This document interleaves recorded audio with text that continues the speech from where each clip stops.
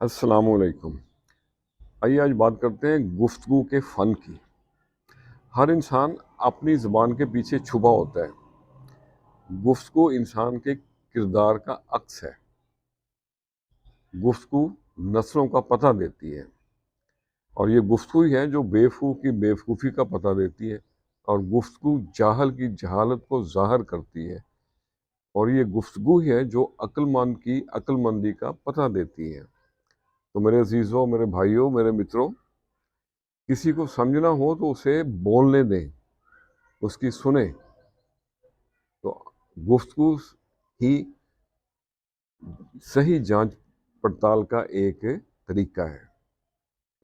تہذیب، تمدن، اخلاق، تربیت اور علم و ہنر جاننے کا معیار بھی گفتگو ہی ہے۔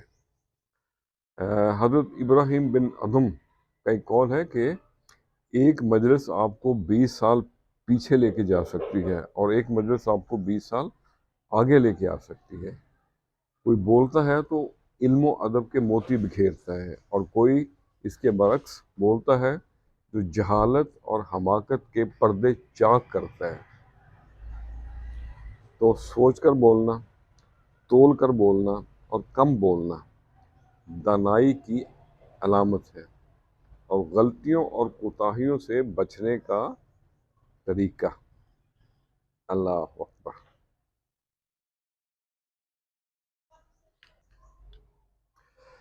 عمر دراز مانگ کے لائے تھے 4 دن، 2 آرزو میں کٹ گئے، 2 انتظار میں۔ میری ایک پرانی نظم کے کچھ اشعار ہیں۔ دھواں دھواں ہے یہ زندگی، انتظار یار میری بندگی۔ دھواں دھواں ہے یہ زندگی، انتظار یار میری بندگی۔ نظر پڑے رخ یار پہ، کھل جائے ہے من کی کلی۔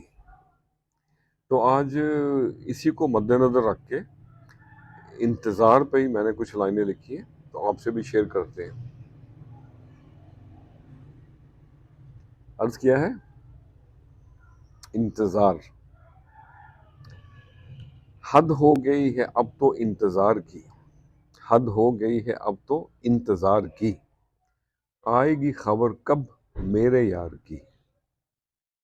مانوس سی فضا ہے کوچہ یار کی، چھا رہی ہے مہک عجب خمار کی، آئے گی خبر کب میرے یار کی۔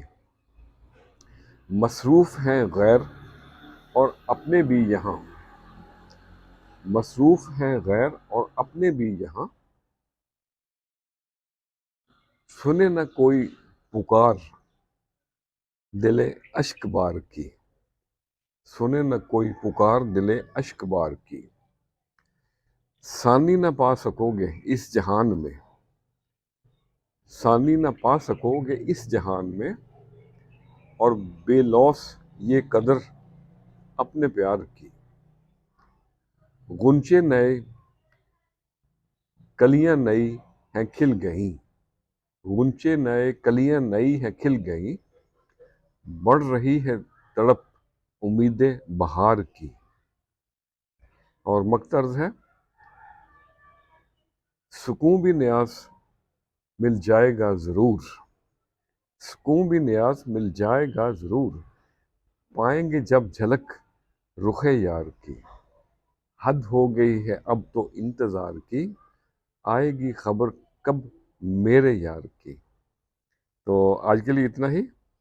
کہتے ہیں کہ وقت کے ساتھ ساتھ لوگ بدل جاتے ہیں، نہیں، ایسا نہیں ہے۔ وقت لوگوں کو تبدیل نہیں کرتا، بلکہ ان کی حقیقت کو واضح کر دیتا ہے، ان کا پردہ چاک کر دیتا ہے۔